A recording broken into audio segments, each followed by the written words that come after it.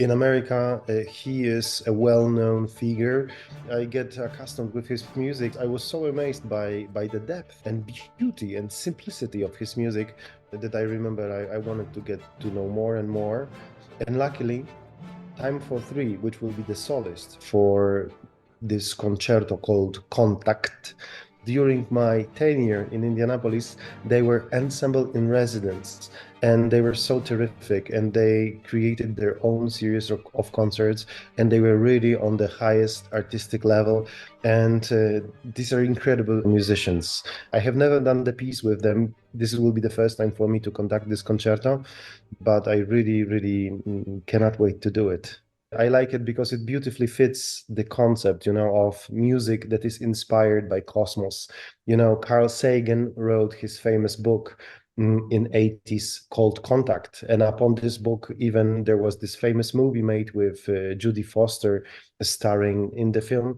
And it's a beautiful perspective of mankind being contacted by another being from outer space, and how would mankind react to such a situation. I remember I was always amazed and fascinated by cosmos, so for me it's especially rewarding to work on music that is also this background.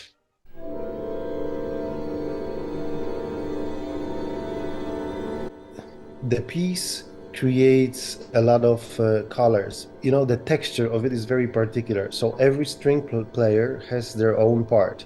So microscopically, you see these canons, imitations, inversions, all of the Baroque and Renaissance techniques, but they are written on such a minuscule level, and you can see that only when you read the piece. But then it is such a complex cloud and such a complex texture that it creates a color, abstract color, that is shimmering. There is a lot of movement, but only on a particle level. So for you, from this perspective, you see a cloud or atmosphere, but all the life and all the music really happen on in different dimension. It's fascinating because these colors are so new, so innovative.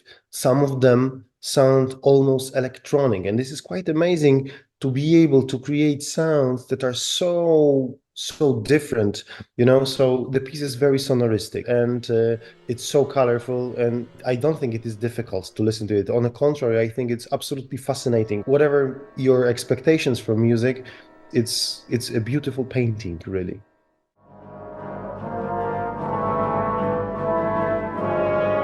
The piece is written on this famous 5/4 ostinato, ta ta ta ta ta ta ta ta ta ta ta, which is the rhythm that goes throughout the whole movement.